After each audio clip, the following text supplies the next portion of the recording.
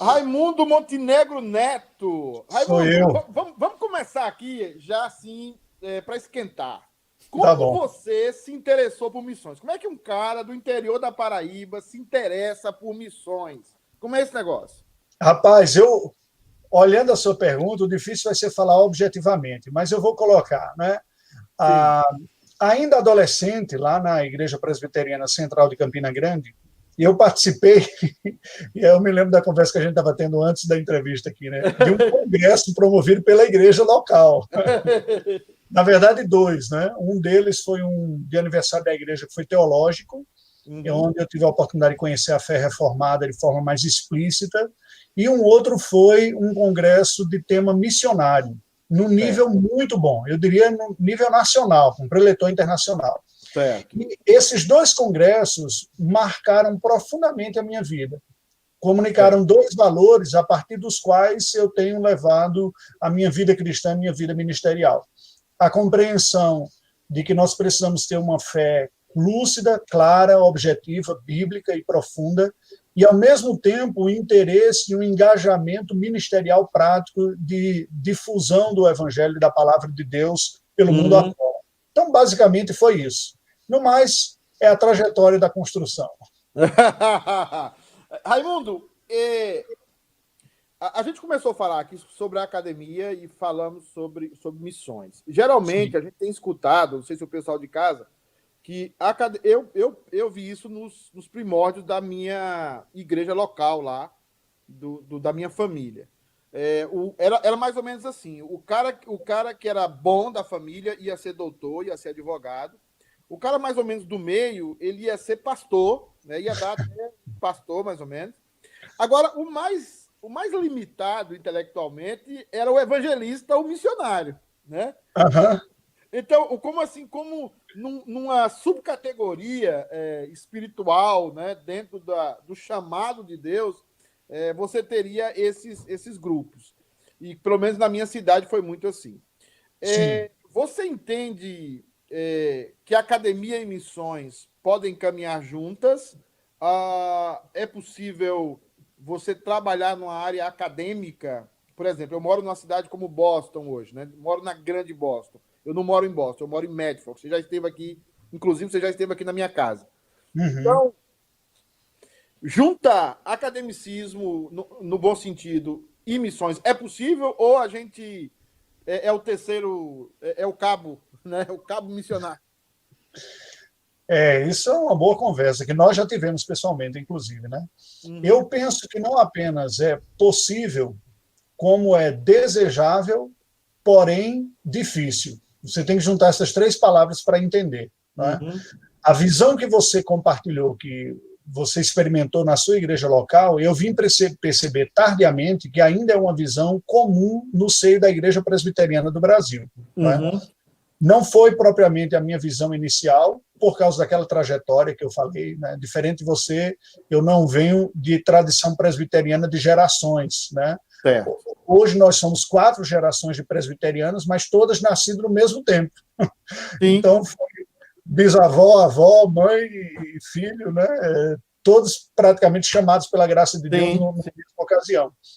De tal maneira que, assim, essa percepção da realidade da própria IPB, ela foi acontecendo ao longo da minha trajetória dentro da Certo. igreja presbiteriana. E eu notei isso, né? Notei que havia uma certa percepção nesse sentido. Bem, só aqui daria para discutir muita coisa. Mas por que eu falo que, assim, é possível? Porque eu entendo que isso está na Escritura Sagrada.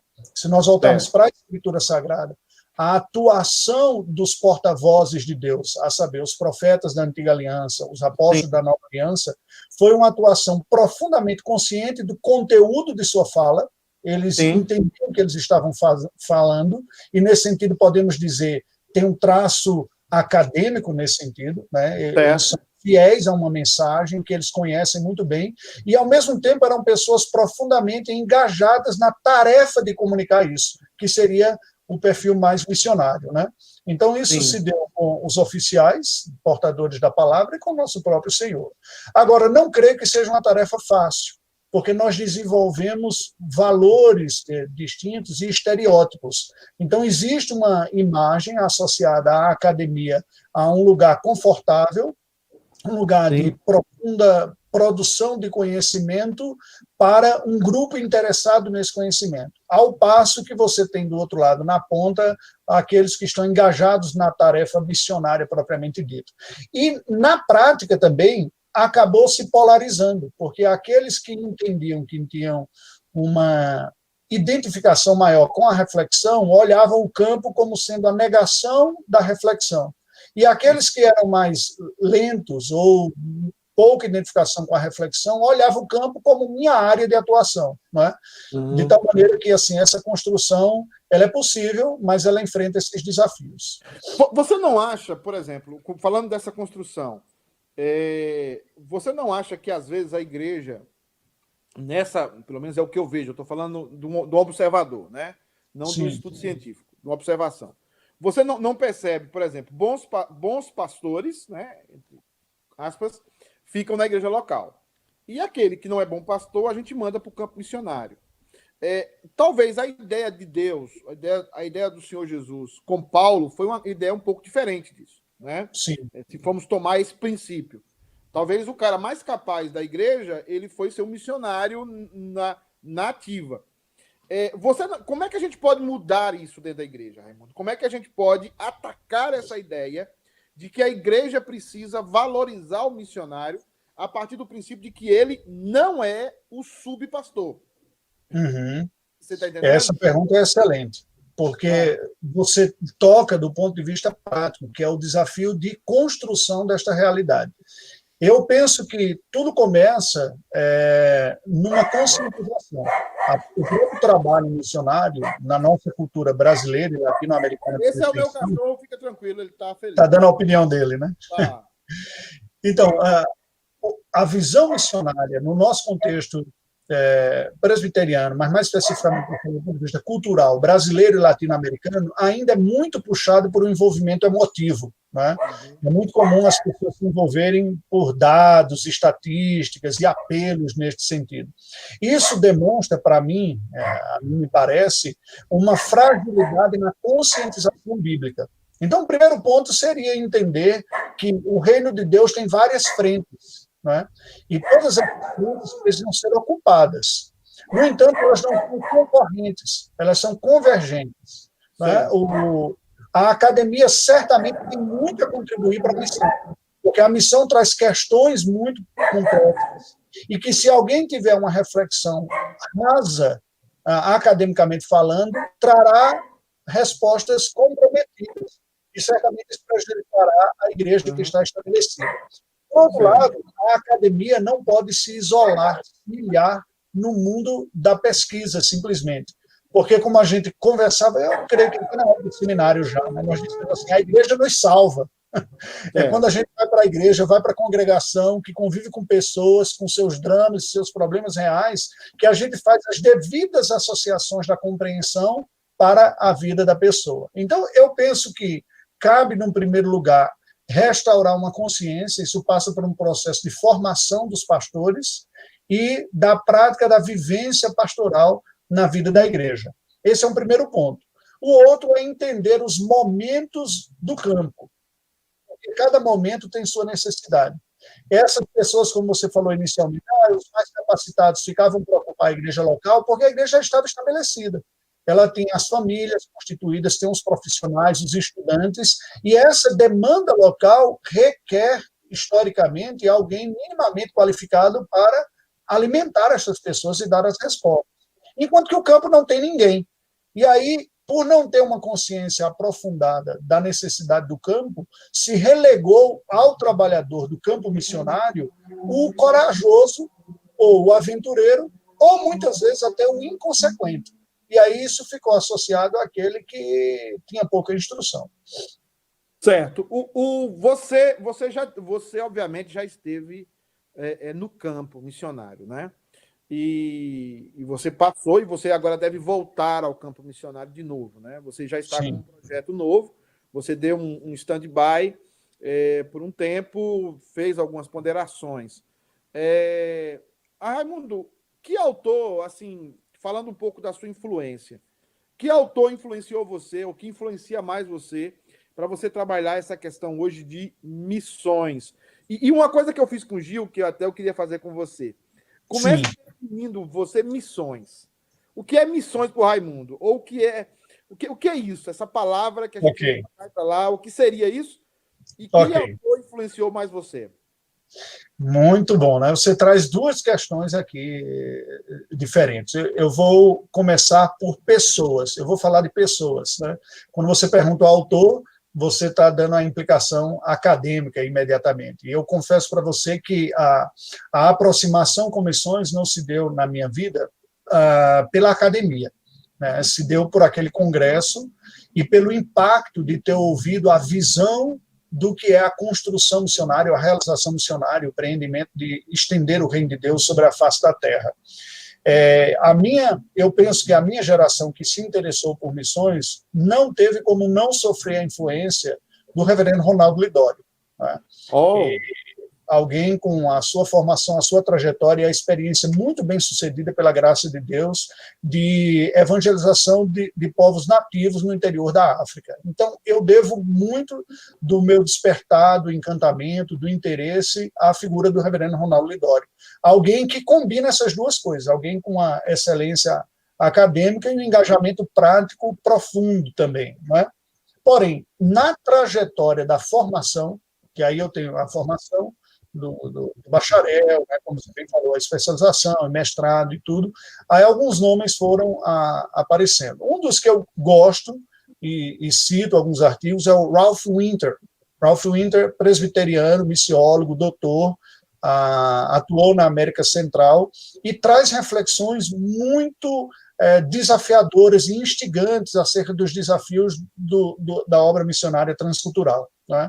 Então, essa é uma das pessoas que tem me influenciado. Há outros nomes que são mais comuns e comumente conhecidos, como Timóteo Carriquer, no Brasil, o Russell Shedd, não na condição propriamente de missiólogo, né, mas ele era um missionário norte-americano, né, que deu a sua vida aqui no Brasil, e foi uma das pessoas que contribuíram para o avanço da academia na igreja evangélica. Veja, na época que nós não tínhamos jumper, e que a igreja presbiteriana não tinha quadros acadêmicos destacados, foi um missionário quem despertou o interesse e a importância da academia no Brasil, que foi o Russell Shedd, né?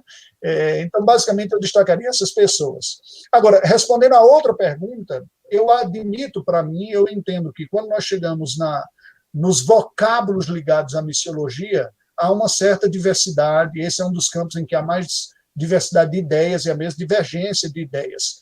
Eu admito para mim e leciono baseado numa seguinte conceituação.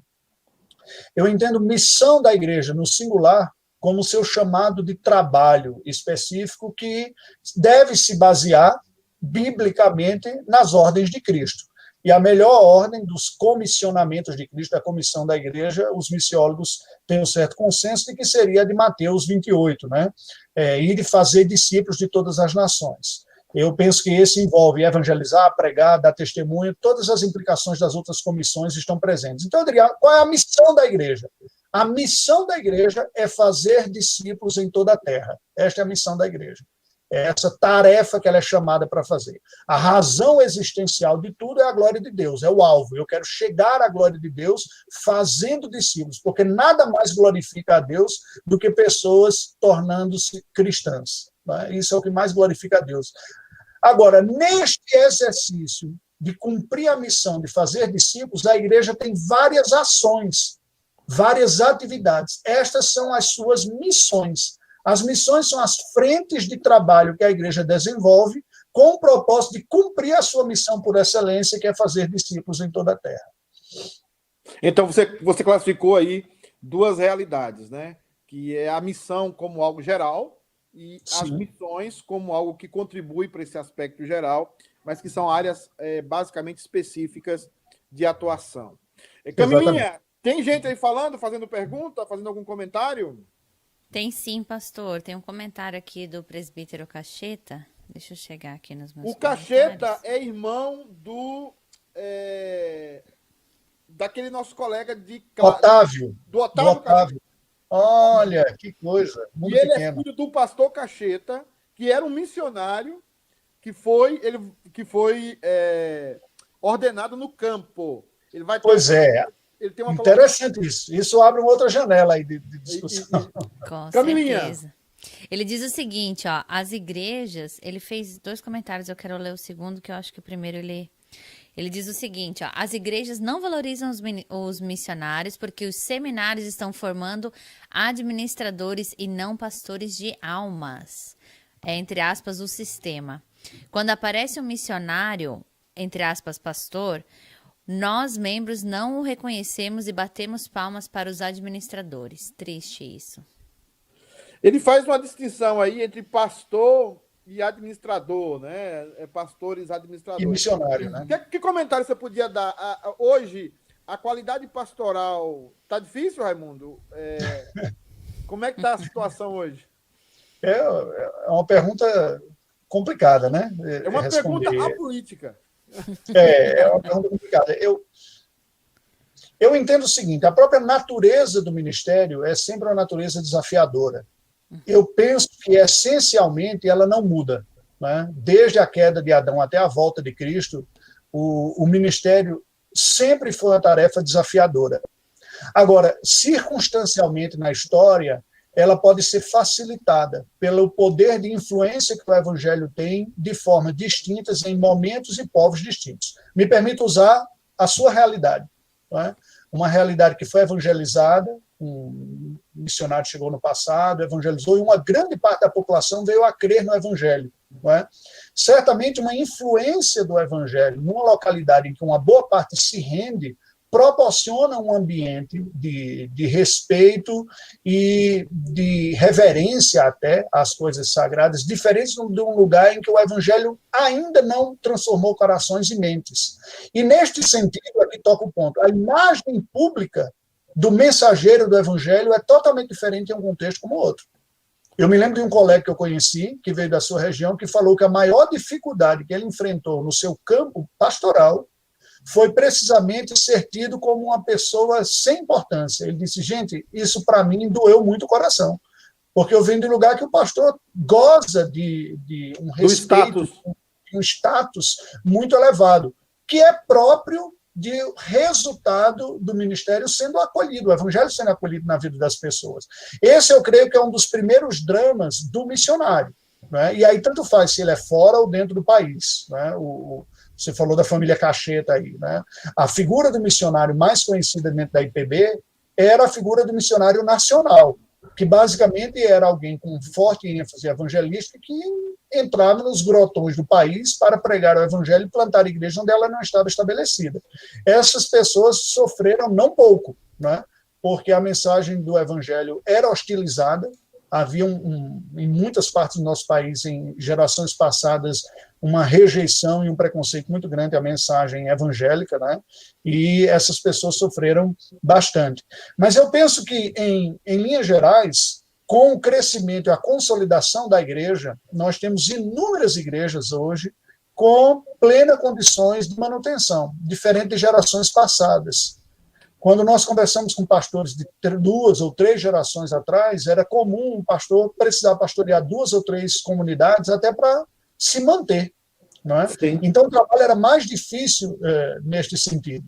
Com a ampliação dos convertidos, com as famílias se agregando e crescendo o número, igrejas estabelecidas, com novas gerações mais educadas, mudou um pouco do perfil daquele trabalho mais evangelista, desbravador, para um trabalho de manutenção de qualidade.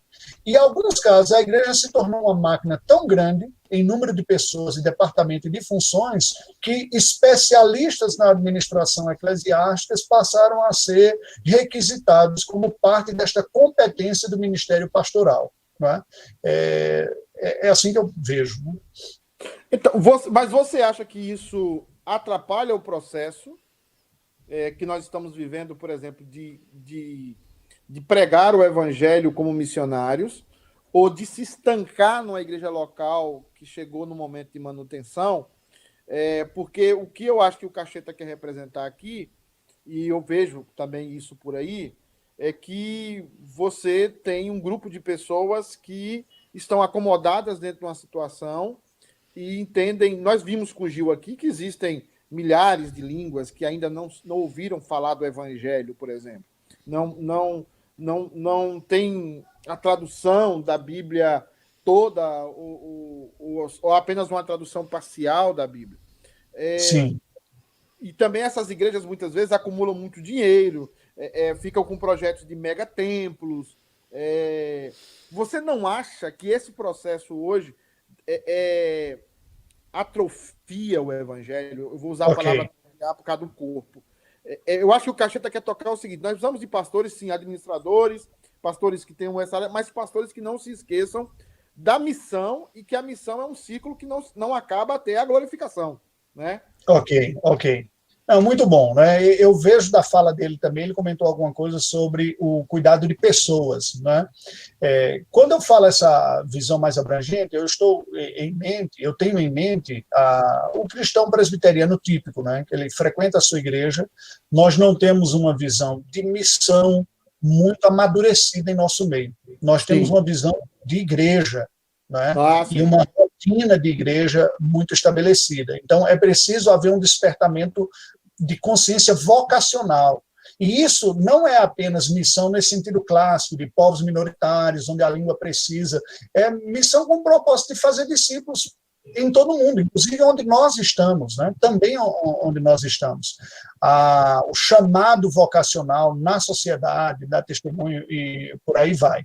O que eu penso que ocorre em muitos casos, assim, com a solidificação de uma denominação que não tenha, as igrejas locais, que não tenham uma visão muito clara do chamado vocacional, ela tenderá a sofrer, sofrerá a tentação e tenderá a ter os seus olhos voltados para si mesma, para a manutenção do seu status quo, né? A manutenção das famílias, e nesse sentido acaba virando uma administração daqueles que já são, né? Daqueles que já existem. Eu penso que essa seja uma das principais tentações que existe para a igreja que está estabelecida, não é?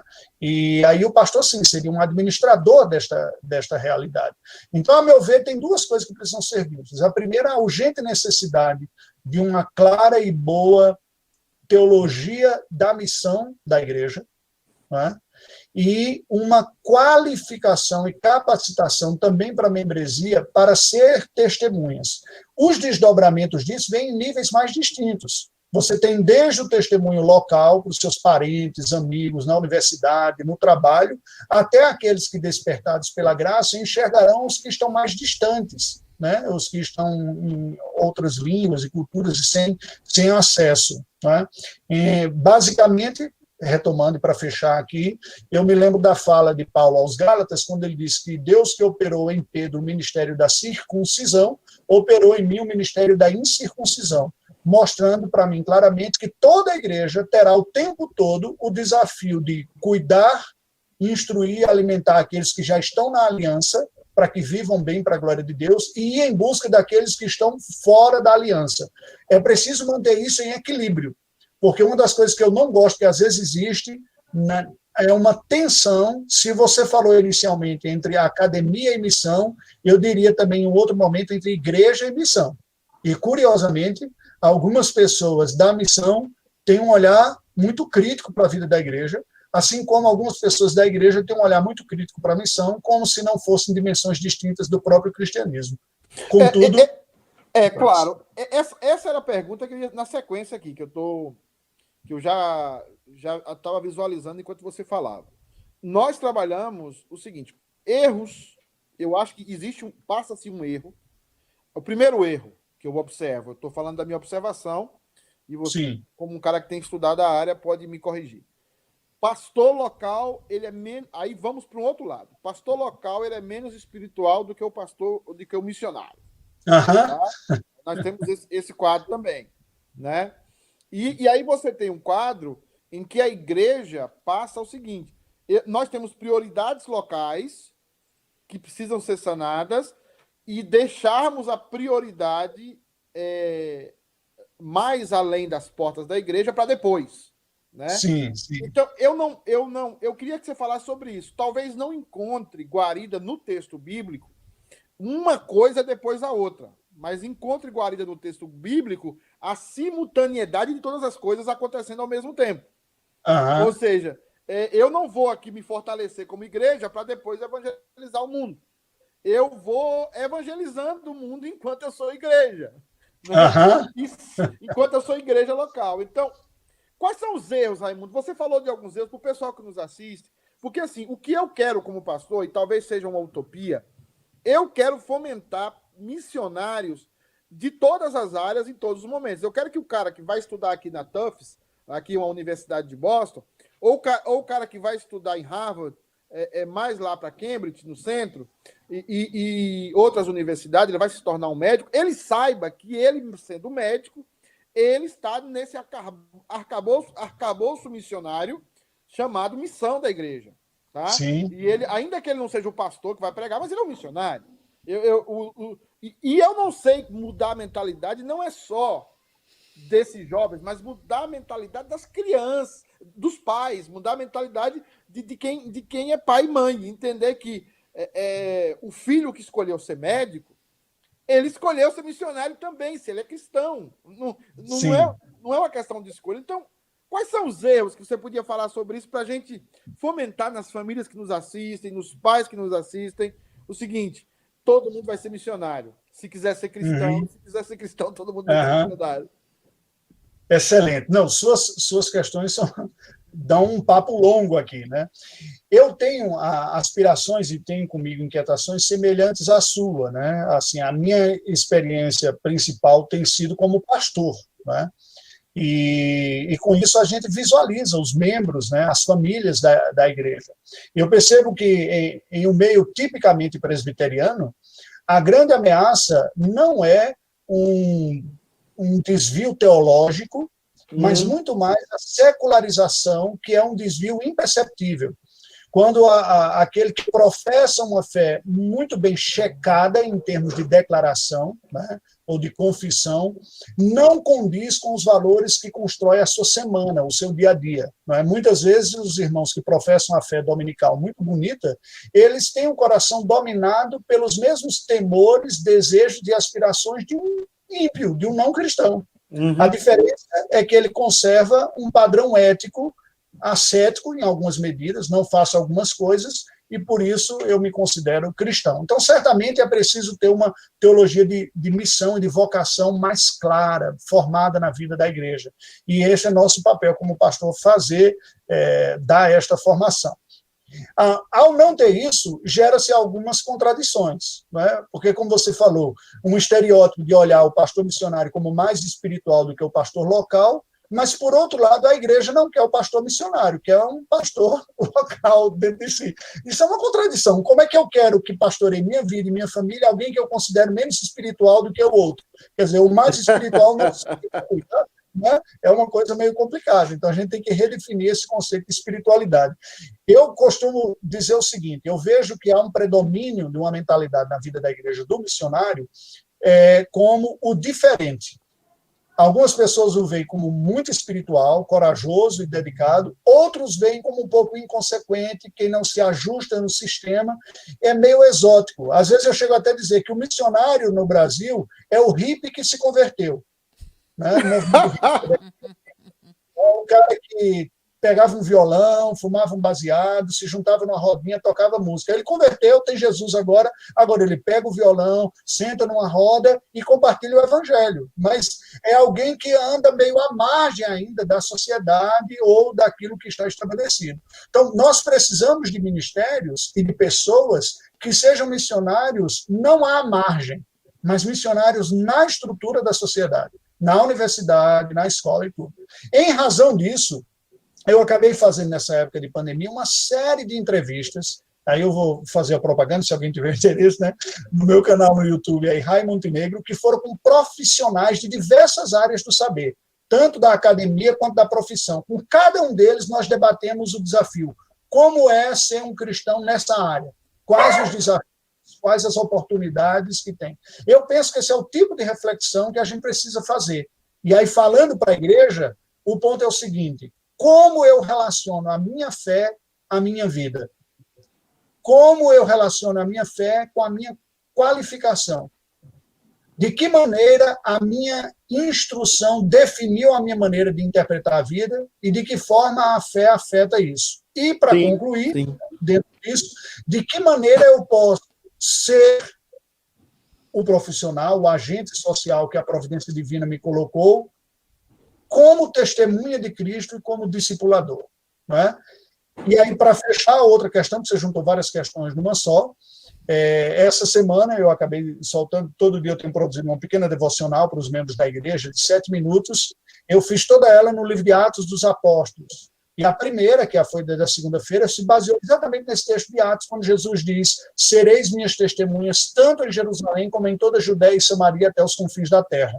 Se você perceber, o livro de Atos dos Apóstolos nada mais é do que a demonstração de como a igreja parte do ponto de ser um grupo de 120 pessoas, judeus, amedrontados lá em Jerusalém, até se tornar uma comunidade universal, levando o evangelho a todos. Agora, a saída de Jerusalém, Judéia e Samaria até os confins da terra não foi um processo natural nem fácil. Foi um processo, foi curto, porque foi uma geração, apenas basicamente o livro de Atos cobre, mas foi intenso e doloroso. Sim, sim. Raimundo, eu percebo assim, o pessoal que está assistindo em casa. Camilinha, você tem mais algum comentário aí? Porque você. Algum boa noite. A Luciana Pastor, está tem falando. sim, ó, a Lucachê tá aqui com a gente também. A Ana Flávia tá aqui conosco. Boa noite, Aninha. A vossa mãe, Dona Neide Nunes, também tá aqui. O Raimundo Beijão, Dona conhece Neide. essa peça maravilhosa. Com certeza. A Marley tá aqui conosco, deixou boa noite dela também. Quem tá assistindo com a gente é o presbítero Iraci, que eu acredito que a irmã Rani também, a irmã Tânia tá ali assistindo com O ele. Iraci é apaixonado por missões. É um cara apaixonado Verdade. por missões. Verdade, sempre envolvido. O que eu percebo bem aqui, Raimundo, e também Camila, o que eu percebo dentro desse processo de formação é que nós, pastores, e aqui vai uma crítica que eu queria que você me ajudasse. Olha o que o Marcos Cacheta colocou aí, ó, que ela está destacando. Missionário e pastor local, para mim, é a mesma coisa, pastores de alma. Isso dá uma discussão boa. Exatamente. É uma questão que nós precisamos entender o seguinte, Raimundo, meu desafio, às vezes, no meu contexto aqui, é entender que o cara que está limpando a casa, ele é um house clean, mas é entender que, ontologicamente, por ser cristão, ele é um missionário. Sim. Tá? Esse é o meu desafio, colocar na cabeça desse cara. Outra coisa, o cara que vai pintar uma casa, ele é pintor, ele tem uma empresa de pintura, eu tenho que colocar na cabeça desse cara que ele, além de ser um pintor, e ele é um missionário dentro da estrutura da igreja. Que ele é cristão. E ele tem que desenvolver esse padrão missionário. Tá? E eu vejo, muitas vezes, na minha família, e aí até o Carlos Dourado apareceu aqui, que mora em Nova York, que é primo da minha mãe. Na minha família, nós tínhamos um pouco a ideia do profissional. Sim. Porque eu venho de 5 gerações presbiterianas e minha família tinha o pastor, o profissional que fazia os atos pastorais. Tá? E não fomentou na igreja esse aspecto missionário. Sim. Por isso que, para mim, é tão importante trazer você aqui e trazer missionários como você, porque eu acho também que a gente precisa reeducar a igreja local nesse sentido. Isso não está claro. Eu acho que não está claro. A partir do momento que a gente tem que criar um departamento de missões na igreja, e aí vai minha visão, para mim isso não está claro. Eu acho que o departamento, a igreja é um departamento de missões por si só. Deu para entender? Sim, sim, excelente. Entendeu? Excelente. Eu quero que a pessoa. E não é diferente o cara que resolveu, por exemplo, eu vou ser pastor, eu tenho uma vocação pastoral, vou ser pastor. Ele não devia ser uma diferenciação do cara que fala assim: eu vou ser médico, vou formar em médico. Porque eu tenho observado aqui em Boston o crescimento do muçulmanismo, religiões hinduístas, e esses caras estão tudo na universidade. Esses dias eu tive uma conversa com uma mulher que ela é professora de Harvard e ela é muçulmana. o marido dela a evangelizou para o muçulmanismo. A mulher é uma intelectual, a mulher tem 2 doutorados. Mas ela foi evangelizada por um muçulmanismo, por um muçulmano que era um aluno dela, que era alguém que estava fazendo uma especialização com ela, que ela estava monitorando, como é que chama? Você tem um nome lá técnico. Ela era monitoreio da tese dele, entendeu? Então, orientadora da tese, tá? Então, assim, nós precisamos, eu vejo isso no cristianismo, fomentar isso na igreja. Somos um grupo de missionários. Somos missionários na essência do que nós somos. Você percebe essa mesma coisa que eu? Ou você acha que não? Que a gente tem que criar departamentos para isso e para aquilo, para mandar o cara bem para longe? Rapaz, essas perguntinhas ou são cruéis, né? Porque, assim, vamos criar uma terceira via aí, né? Eu vejo o seguinte, eu compartilho uma boa parte da sua avaliação, né? Eu enxergo 2 coisas que no passado nos legaram essa posição atual de prejuízo de atuação missionária. A primeira delas, talvez tenha a ver, falo isso com certo temor, né? É uma autocrítica difícil, né? Tem a ver com a própria origem da nossa fé reformada, que vem no contexto do Renascimento, do Iluminismo, do especialista nas letras, né? O presbiterianismo, usando o termo que você usou, né, da filosofia, ontologicamente é um analista, né? O presbiteriano, ontologicamente, é um analista de texto. É um analista do hebraico, do grego, da teologia. O presbiterianismo é. Outras facções do cristianismo terão outros aspectos, mas o presbiterianismo é essencialmente uma compreensão cristã da realidade fruto de um estudo sério de textos fundantes. Seja a Escritura Sagrada, como autoritativa em primeiro lugar, seja os textos históricos, teológicos, interpretativos desta realidade em segundo lugar, né? Então, isso fez com que nós carregássemos, historicamente, sempre uma tentação de uma separação na igreja entre os especialistas formados e os não especialistas formados. Isso comunicou uma certa confusão, de que assim só consegue dar um bom testemunho quem tem alta qualificação de pesquisa acadêmica. E aí, qual o problema disso? Eu não estou, em hipótese alguma, eliminando a contribuição dessa boa formação, não é? Mas é preciso olhar a igreja como um corpo, com dons e com vocações distintas.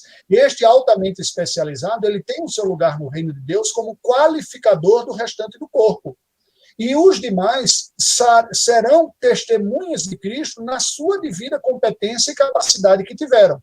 Você se lembra do texto que foi a Confissão de Fé da Guanabara, o primeiro documento confessional produzido no continente americano, que foi escrito basicamente por leigos, mas com um nível de convicção muito grande, não é? Então, pessoas que não eram religiosos de carreira tinham suas convicções e deram seu testemunho. Isso precisa ser resgatado fortemente na vida da igreja, com certeza. Eu acho que você tocou num ponto aí central, antes de você prosseguir.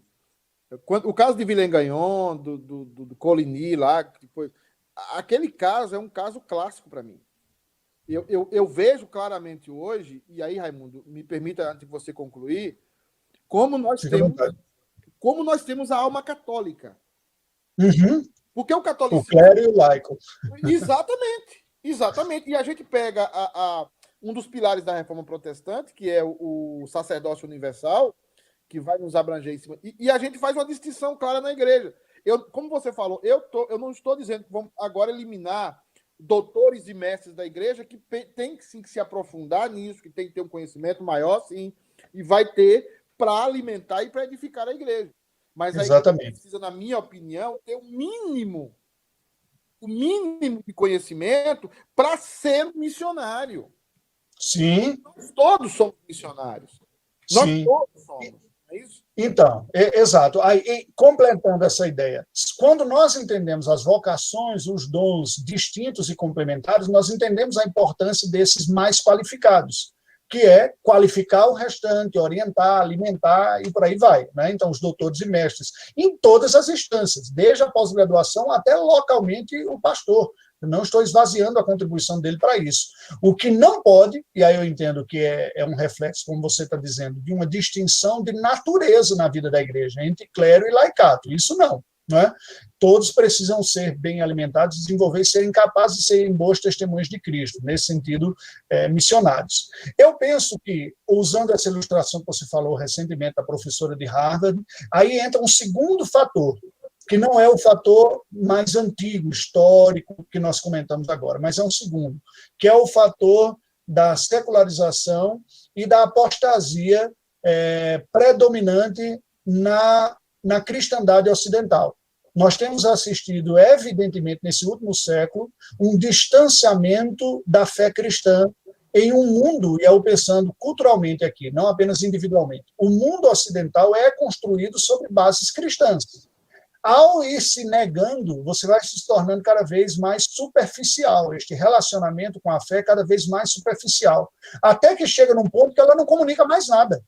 E aí alguém pega consequências últimas do cristianismo, que foi ética, disciplina, trabalho, educação, mas esvaziada do elemento central do cristianismo, que é a fé, o novo nascimento, o contato com Deus, né? Em ciência da religião nós diríamos com o sagrado, né? Com o divino, que é nos dado através de Jesus Cristo. Então, essa estrutura que tem uma carcaça cristã, digamos assim, e tem valores que são oriundos do cristianismo, mas não tem mais cristianismo, ela está oca. E o homem não fica oco, né? Vai procurar alguma coisa para dar sentido para a sua existência. Daí o crescimento de outras manifestações religiosas. Né? Eu gosto de fazer uma pequena distinção. Eu penso que fica mais fácil comunicar para todos na igreja de que todos somos chamados para sermos testemunhas de Cristo. Porque missão e missionário são termos tão carregados que a gente tem que ficar definindo para poder dizer. Né? Todo cristão é um missionário, sim, como chamado geral. Todo mundo é um missionário. Não é? Agora, isso não implica na negação do chamado específico, missionário para uma vocação de vida como trabalho. O que eu não posso admitir para cada cristão e para cada família é dizer, bem, já que a igreja tem os pastores e os missionários, a gente ora por eles, contribui dando o dízimo e vai para a igreja e estamos cumprindo o nosso papel cristão. Não. Você não está dando testemunho no sentido de anúncio de Cristo se você vive dessa maneira. Você está sendo aquém daquilo que Deus lhe chamou como cristão, não é? Como cristão. E isso aqui, para mim, você tocou num tema aí que é um tema para mim missionário hoje. Né? Eu acho que a ala missionária, falando um pouco de tecnicismo, nós temos que tocar nesse tema hoje, que é o tema da igreja, da cultura cristã, gerar um fenômeno que é o anticristianismo. Sim. Que toma os adjacentes da cultura cristã. Por exemplo, por que eu sempre tive uma guerra? Quando eu fui professor de teologia sistemática no Chile, eu tinha uma guerra ferrenha com a neo-ortodoxia. E o pessoal não gostava, achava que eu estava exagerando, como sempre, todo mundo acha que eu estou exagerando. Mas o contexto da ortodoxia... O problema é todo mundo, né? O problema é o mundo, eu estou certo. Por que eu acho isso? Porque se nós percebermos hoje, a neo-ortodoxia veio como remédio ao liberalismo teológico. Sim, exatamente. Mas um remédio que, na minha concepção, foi terrível. Não teve nada de remédio. Porque gerou termos que não eram explicados. E eu comecei a perceber isso no ministério. O cara, quando o neo-ortodoxo ele fala a palavra de Deus, ele não está falando da palavra objetiva de Deus. Exatamente. Do Velho e do Novo Testamento. Quando Exatamente. ele fala do amor de Deus, ele não está falando do amor bíblico, sacrificial, submisso às leis e à conduta e à moral divina. Não. E isso gerou uma sociedade o quê? Não, o que importa é o amor. Mas o que é o amor? Né? O que importa é Deus falar com você, mas como é que Deus fala comigo? Então, você tem uma cultura... E aí a liberdade se tornou uma idolatria. Eu posso fazer o que eu quiser, na hora que eu quiser, como eu quiser, e ninguém tem nada a ver com isso, porque a cultura cristã fez isso comigo. Agora, eu acho que, falando de missões, os muçulmanos estão vendo isso. Uhum. Os muçulmanos estão vendo isso de uma forma tão clara que eles estão atacando a cultura ocidental, tá? Porque isso não supre. essa libertinagem que Paulo já combatia e João também, Exato. nas suas cartas, essa libertinagem e que Calvino trabalhou com tanta eficácia também em Genebra, ela não supre o ser humano. Então, talvez não teríamos que falar em missão ao revés, vamos dizer assim. Ou seja, missão, eu preciso formar um cara para ele ser missionário dentro da igreja local? Sim, com certeza. Foi muito bom você comentar isso, porque isso me remonta à última experiência que nós tivemos fora, né? Eu passei 2 anos na Albânia, que é um país do sudeste europeu, região dos Balcãs, um país de maioria muçulmana, mas consideravelmente secularizado dentro do contexto da Europa. E a reta final foi em Portugal. Junte-se a isso uma visita que nós fizemos à Nova Zelândia, que, do ponto de vista cultural e religioso, está muito semelhante, né? O contexto europeu, assim como da Oceania. E o que deu para perceber foi uma força de resistência, um grupo minoritário que percebeu que o que restava de cristianismo, entre aspas, estava muito longe do verdadeiro cristianismo bíblico, em termos de convicção, de vitalidade, de transformação de vida, de todos os aspectos.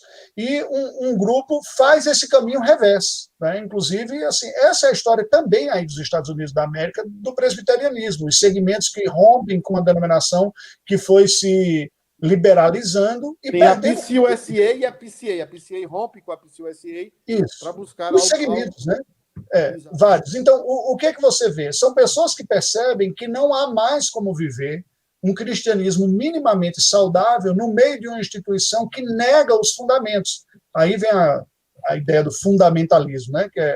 Não estou dizendo que o conservadorismo é o fundamentalismo, mas só dizendo que a preocupação era voltar para os fundamentos. Sim. E estas pessoas fazem um caminho oposto, fazem um caminho de assim, vamos revitalizar, que significa voltar para a escritura, voltar para o básico, voltar para a vida, para a família, para vários aspectos. Certamente, o mundo ocidental hoje é tão campo missionário quanto o Oriente. A chamada cristandade é tão campo missionário quanto o islamismo, o budismo ou qualquer outra expressão. Não podemos ser inocentes e sermos enganados pelos termos que estão esvaziados dos conteúdos e, mais do que isso, pelas pessoas que se utilizam dos termos e que muitas vezes não têm um conhecimento real e pessoal do Deus que se propaga nessas instituições, né? Tá bom. Raimundo, enquanto você pensa, eu vou chamar a Camilinha para ela falar se tem alguém ali com a gente. Eu queria que você falasse um pouco da sua reflexão sobre a sua passagem pelo campo. Quais são os maiores desafios de aspectos gerais que você teve, os desafios que você pode falar para alguém que está nos assistindo e quer ser missionário, missionária. Fabiana mesmo, minha, queria ser missionária. E o dia que o presbítero Azul trouxe um vídeo para ela que todo mundo comia no mesmo prato, com a mesma mãe, com a mesma mão, né? Aí ela desistiu do missionário além fronteiras, né? Pois é. Quando você pensa no desafio que você enfrentou e que você pode compartilhar com a gente? É bem icônico o que você está dizendo, né? Porque ela reflete a imagem predominante, né? Das Exatamente. No meio da igreja, né? Exatamente. Enquanto você fala, deixa a Camilinha ver. Camilinha, dá uma louca quem está com a gente. O Cacheta tá terrível hoje, não tá? Filho de pastor missionário ainda, né? O presbitão tá dando a opinião dele. Quem tá com a gente aqui também, pastor, mas lá no YouTube, é o Diácono Erione. Boa noite, viu, Erione? A Neide Barbosa tá assistindo conosco também. Um abraço. Tem uma pergunta lá também, viu? Tem uma pergunta do Alê. Ele pergunta assim, ó, qual o maior inimigo, entre aspas, das missões no dia de hoje? Raimundo, e o que mais, Camilinha? Então, aqui o presbítero Cacheta no Facebook, ele diz, a Lu Cacheta diz assim, ó, que papo bom, edificante. Concordo, viu, Lu? O presbítero Cacheta diz assim, ó, pregar o evangelho ao mundo é obrigação do Filho de Deus e não somente do pastor missionário. Exato. Ele segue dizendo, chamado cristão. Muito bom, pastores, pena que são poucos aqui hoje. Mas só está em Deus, mas só está quem Deus quer. Pode falar, Mas se você está Raimundo. transmitindo pelo YouTube, alguém pode ver depois, né? Pode caminhar aí também. Sim, sim. Geralmente as pessoas assistem depois. É verdade. Veja, juntou muita coisa aqui, né? Deixa eu ir de trás para frente. O último. Eu penso que o maior desafio ao engajamento missionário atual é a apostasia da cristandade no mundo ocidental. Porque você mina as bases do cristianismo, de ter a Bíblia como palavra de Deus, a necessidade de conversão, o reconhecimento da necessidade de novo nascimento, de transformação espiritual, os elementos essenciais da fé, que são transformadores, que são conteúdo de fé, não racionalizações, a encarnação do Verbo, Jesus Cristo, né? A morte expiatória, a sua ressurreição. Nós temos que voltar para esses pontos. Quando você se afasta disso, você tem uma igreja que professa-se cristã, mas que não é cristã, e que, portanto, vai dar muito trabalho, e aí uma boa parte da força de atuação pastoral vai ser tentar arrebanhar cabritos, né? Ou você precisa reevangelizar pessoas que se professam cristãos, e aí você perde um pouco dessa energia. E, em virtude disso também, você vai perder, evidentemente, a compreensão de que o ser humano precisa do evangelho. Afinal de contas, sem essa necessidade essencial do evangelho, que razão há de se fazer missões? O que vai restar para as missões vai ser o exótico e o turismo. E o social? Um social e de o alguma social, forma? sim, exatamente. E o social. Né? Voltando para a nossa trajetória, eu costumo dizer o seguinte: eu voltei do campo missionário por necessidades, nós enfrentamos uma série de lutas, de impacto em saúde, emocional, e eu tive excelentes oportunidades de voltar mais humilde. Se não voltei, foi por problema do meu próprio coração. Né? Então, eu resumo dizendo que a minha experiência anterior foi uma experiência intensa. Eu guardo comigo dores profundas e memórias gloriosas. Assim, foi intensa, de fato. Né? Elas estão presentes nas minhas memórias conscientes e nas inconscientes. Muitas vezes eu acordo de sonhos em campo transcultural. É muito comum na minha vida ter isso. Então, marcaram definitivamente. Eu diria para aquele que pensa ou considera a possibilidade, o primeiro é o seguinte: sirva na sua igreja local. Ninguém fará lá fora o que já não faz aqui dentro. Ninguém fará do outro lado do mundo o que já não faz do outro lado da rua. Né? Então, o interesse missionário começa a ser testado onde você está. Na sua igreja, na sua família, na sua escola, com o seu grupo de vizinhos. Comece por aí, teste, experimente, sirva, evangelize, discipule, busque a liderança da sua igreja, se ofereça para cooperar no trabalho da igreja local. Em havendo essa permanência desse desejo transcultural, outros povos, coisas desse tipo, procure se informar, leia a respeito, converse com pessoas que estão no campo, busque saber o que é a realidade. Não subestime, preste atenção a isso, não subestime o nível de romantismo no campo missionário. Isso é um problema muito grande. Nós temos uma visão muito pouco real do mundo missionário. Como eu falei, eu experimentei as maiores alegrias e as maiores dores. Essa é a realidade. Né? Não é uma tarefa pequena você se deslocar para uma outra cultura, para um outro povo, mesmo países bem estruturados, como os Estados Unidos da América. Nós temos padrões e códigos de comunicação que não são os mesmos. Né? Todo brasileiro que foi viver nos Estados Unidos fala do impacto positivo da estrutura que o país oferece. Mas a comunicação é diferente, a expressão de afetividade, o direito ao falar de coisas profundas do coração não se dá na mesma velocidade, do mesmo jeito que se dá entre os latinos. Então, tudo isso faz parte deste pacote de se pensar. A outra coisa é o seguinte: não diminua a importância do bom conhecimento da própria fé. Eu tenho visto preocupadamente que alguns meios missionários têm diminuído a importância da boa teologia, focado muito mais no pragmatismo, na ação social, no contato imediato com o povo, olhando a teologia como se fosse uma espécie de qualificação técnica. Né? Ela não é uma qualificação técnica. A teologia, do ponto de vista bíblico e ministerial, nada mais é do que a reflexão acurada e precisa do conteúdo da própria fé. Se nós encontramos alguma dificuldade em comunicar a fé àqueles que são iguais a nós, nossa língua, nossa cultura, Não é razoável imaginar que um povo de cultura diferente, de pano de fundo, de religião diferente, de língua diferente, será mais fácil. Não será. Será mais difícil. Eles terão questões e diversidades e desafios muitas vezes inimaginados por nós. Então, por isso, nós precisamos entender bem a própria fé para comunicar a outros. Raimundo, você falou muito aí do aspecto prático e natural de alguém que está evangelizando ou que está vivendo a fé cristã diariamente, daquele negócio de alguém que pensa assim, eu vi muito isso na minha caminhada como pastor, eu agora vou lá para a África e lá eu vou evangelizar e vou ser uma grande bênção, né? E eu não consigo falar das razões da minha fé para as pessoas que eu convivo desde quando eu nasci e aquela coisa toda. Raimundo, pandemia e missões.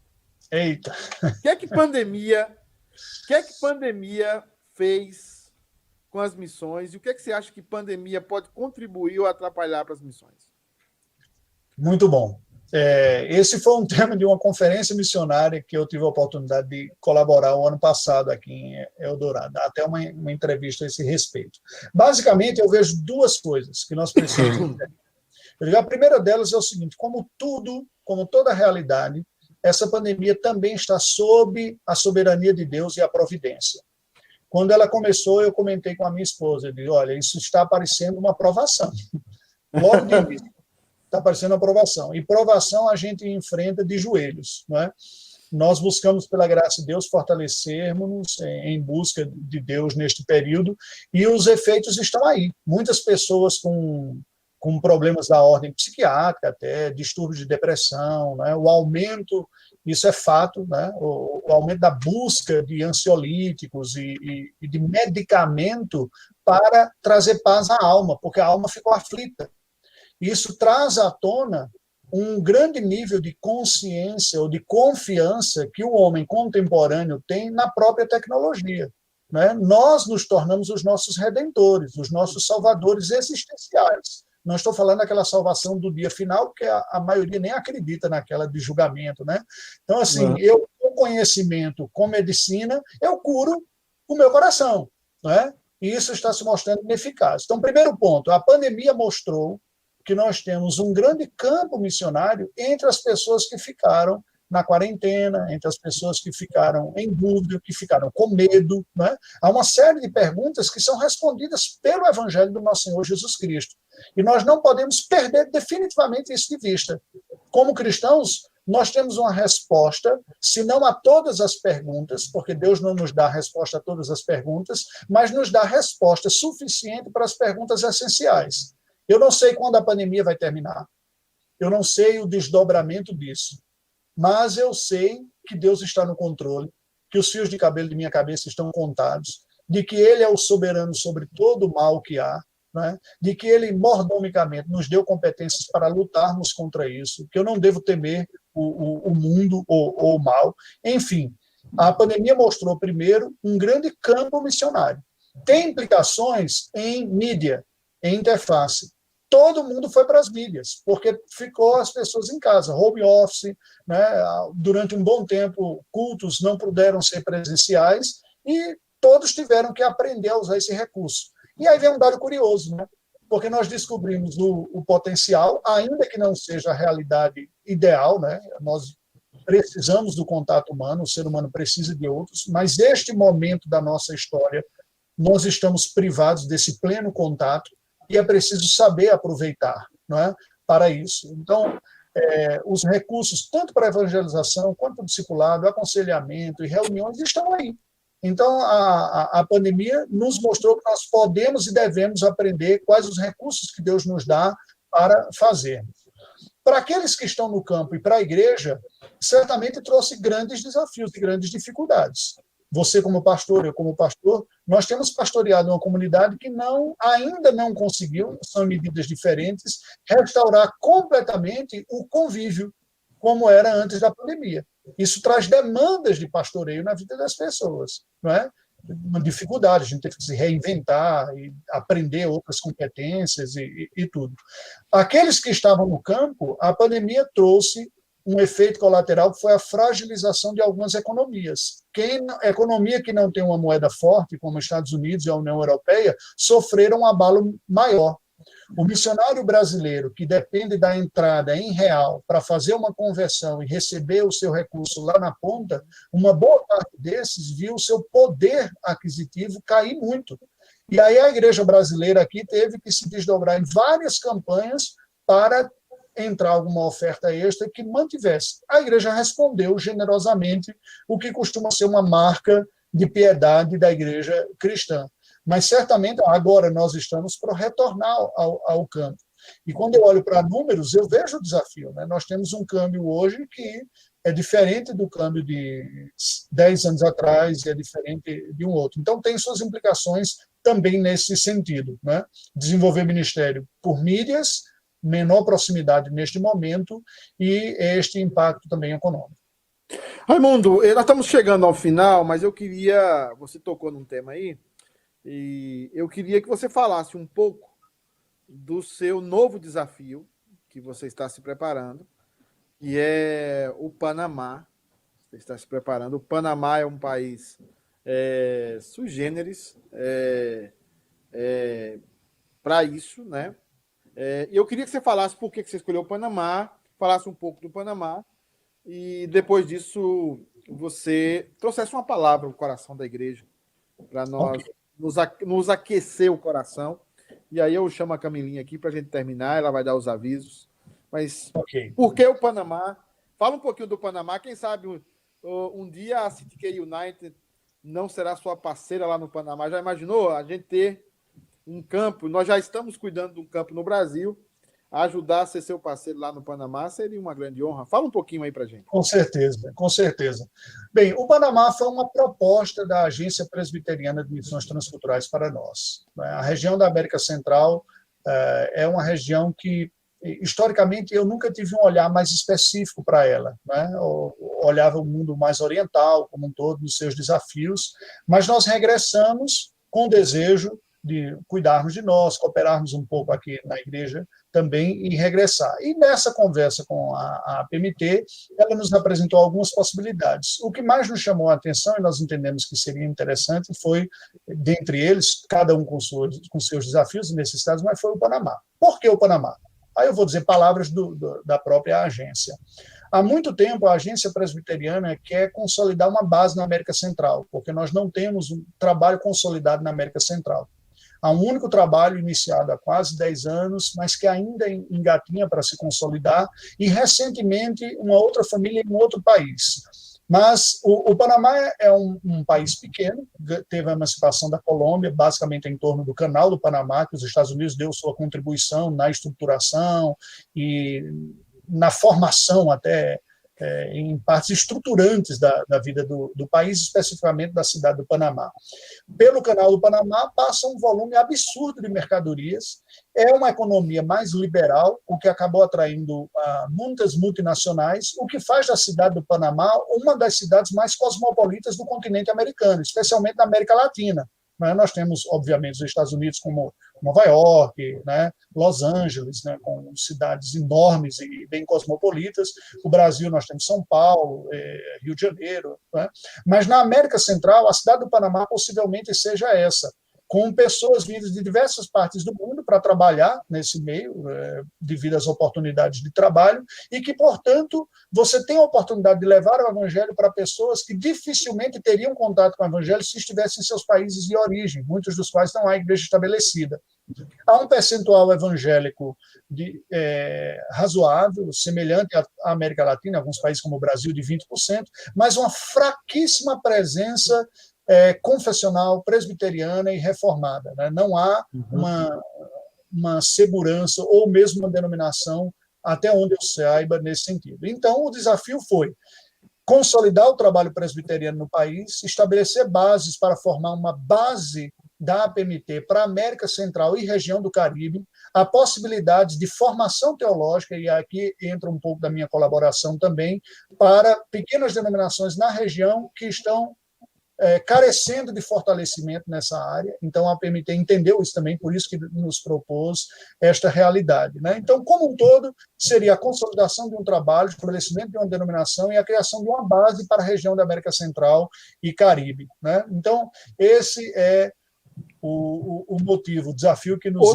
nós estamos falando de uma base, isso é importante, de um projeto que vai além de criar uma igreja, plantar uma igreja lá, vamos colocar assim, mas é algo mais abrangente do que isso. É um projeto que se inicia, obviamente, visando formar uma estrutura para abraçar os demais países da América Central. Exatamente. Então, baseado um pouco na nossa experiência pastoral, né, e teológica, de docência, e até a experiência da Albânia, a PMT entendeu que nós poderíamos dar essa colaboração na consolidação do trabalho, numa formação teológica, e juntamente com quem mais chegar lá, criar essa estrutura para que ocorra uma base futura para a região da América Central e Caribe. Agora, diferente das outras vezes, até por causa de pandemia, é a primeira vez que eu tenho definido um destino de um lugar que eu não sei como é. Eu ainda não tive a oportunidade de ir lá, né? A pandemia fechou as portas e tal, e a gente tem as pesquisas feitas à distância, né? E diálogo com quem lá está. Mas certamente próximo, né, mais próximo de vocês aí, seria um privilégio muito grande contar com a parceria da Christ the King Presbyterian Church lá no Panamá, né, na consolidação do trabalho, na criação de uma denominação e no estabelecimento de uma base para o trabalho presbiteriano na região da América Central e Caribe. Importante. Eu creio que é um projeto que está no radar e certamente o Conselho, tendo a disponibilidade, nós vamos estar, porque missões de forma integral, no bom sentido da palavra, porque eu não vou falar integral no outro sentido, no sentido reformado da palavra, então é importante a gente ter. A palavra que eu queria, reverendo Pedro, me permita, às pessoas é o seguinte: lembre-se que o chamado missionário, que é fazer discípulos de Cristo em todas as nações, é para cada um de nós como cristão. Você precisa olhar a sua família, os vizinhos, os seus colegas de trabalho, de estudo, que a providência divina, Deus em sua soberania, colocou para você, um campo e um contato de atuação que nós, pastores, não teremos, porque são pessoas que têm acesso a você, que Deus colocou na sua vida, são o seu campo missionário. Você pode se sentir intimidado, e às vezes tímido, dizer, mas eu não tenho a competência do pastor Pedro, ele tem todas as respostas na língua. Eu costumo dizer o seguinte: o evangelho que você creu foi o suficiente para salvar a sua alma. Tem poder suficiente para salvar a de uma outra pessoa também. Compartilhe o que você tem, porque no final das contas, nós só compartilhamos o que temos. Se você tem fé em Deus, amor por Jesus Cristo, certeza da obra de Cristo, compartilhe. Não há nenhum demérito em algum momento você dizer para a pessoa: preciso estudar mais esse ponto, vou voltar, vou estudar e vou trazer a resposta. Seja parte como testemunha de Cristo. Participe, engaje-se, procure conhecer mais o que é que Deus está fazendo pelo mundo afora, cobre da sua liderança no bom sentido, pressione para que não apenas as atividades locais sejam feitas e esteja engajado nelas, mas que a igreja tome parte nesta obra de Deus que é internacional e que é mundial. Participe com suas orações, com sua contribuição, com o seu contato com os outros membros também. Né?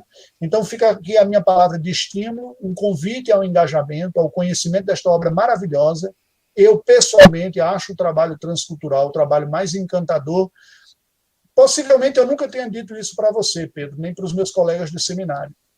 Mas quando eu fui para o seminário, um pensamento havia em meu coração. Eu não sou marcado pela coragem, como algumas pessoas possam até achar, né, por ter ido para o campo.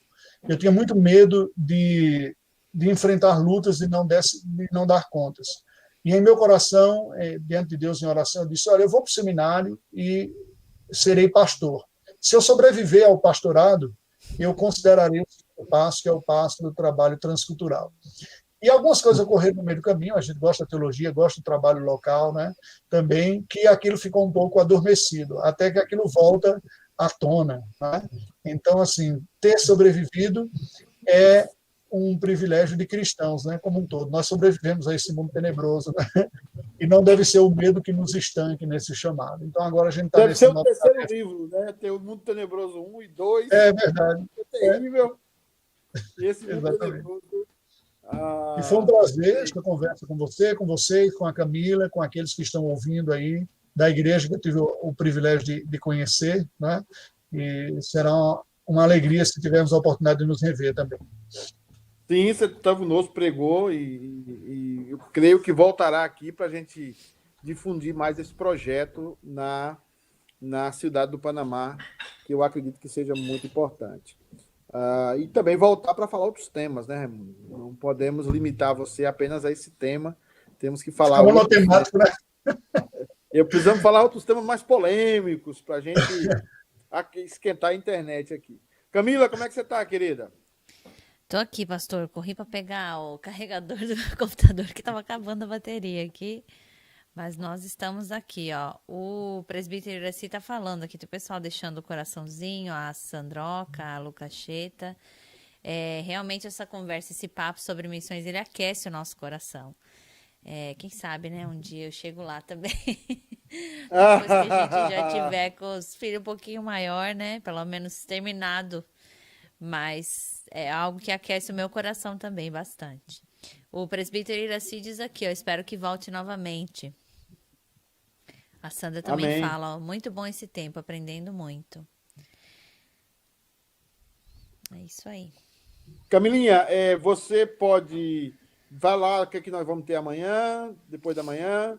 Pastor, amanhã a gente tem o United Kids às 9 horas da manhã, horário local, 11 horas, horário de Brasília, com a tia Claudete e as gêmeas. Na segunda-feira a gente tem o Pastorais United às 6 da tarde. Agora todos os nossos programas são semanais, são de segunda a sexta são às 6 da tarde.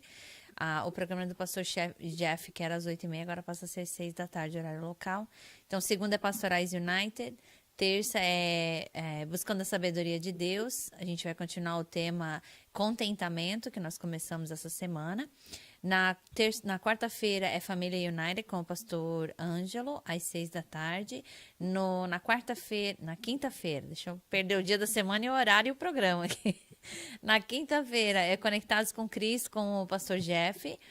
E na sexta-feira é Papo de Pastor, às 6 da tarde. E aos sábados, às 9 da manhã, é o United Kids. Esse é o horário local, horário de Brasília, é 2 horas. Nós temos culto, horas né? à frente. Às 6 horas, no domingo. Isso, e domingo culto às 6 horas, transmissão ao vivo. E lembrar também que nós temos escola dominical, o pessoal que quer estudar com a gente, entre em contato com a Secretaria da Igreja, todos os telefones e contatos estão nas nossas redes sociais. Você entra lá e pode frequentar a classe de escola dominical, que é domingo às 10 da manhã. Nós estamos falando sobre teontologia, angiologia. O Jeff está falando sobre pneumatologia, não é isso? Pneumatologia, isso aí. Exatamente. Então, vocês são nossos convidados, tá? E também nós temos escola dominical para os kids no domingo também, com o nosso departamento infantil. Às 9 da manhã, isso. E entender que 4 horas da tarde do domingo, nós temos a escola dominical especial para eleição de presbíteros e diáconos, né? Raimundo, você tem um canal no YouTube, fala de novo ele aí pra gente. Isso, Rai Montenegro. Né? Então você pode colocar aí. Montenegro. Isso. Fica mais fácil, mais curtinho, né? São 2 nomes longos. Então, YouTube /Rai Montenegro, o R e o M maiúsculos, e aí você encontra. Eu tenho algumas reflexões aí, então fica à disposição. Vamos conversar mais. Vamos terminar com uma oração, então? Vamos orar.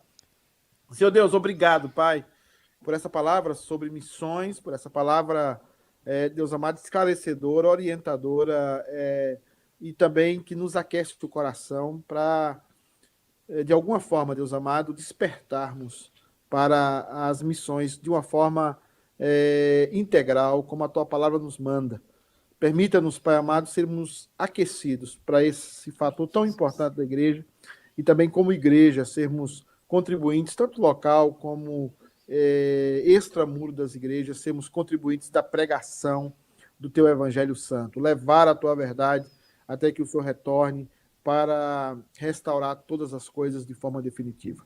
Nós pedimos a tua bênção sobre a vida do Raimundo, sobre esse novo projeto no Panamá. Pedimos também os irmãos que nos assistem, que o Senhor abençoe também a vida da Camila, do Ale, que sempre estão conosco. Abençoe, Deus amado, a cada irmão que nos assiste e assistirão também esse programa depois. Nos abençoe, Deus. Muito obrigado, Pai, por esse momento. Em nome de Jesus. Amém. Amém. Amém. Um abraço, Camilinha. A gente se vê, tá bom? Um abraço. Obrigado, Deus pastor abençoe. Raimundo. Um abraço. Tchau, Prazer em conhecer, Camila. Deus te abençoe. Prazer é meu. Amém. tchau. Tchau. Tchau, tchau.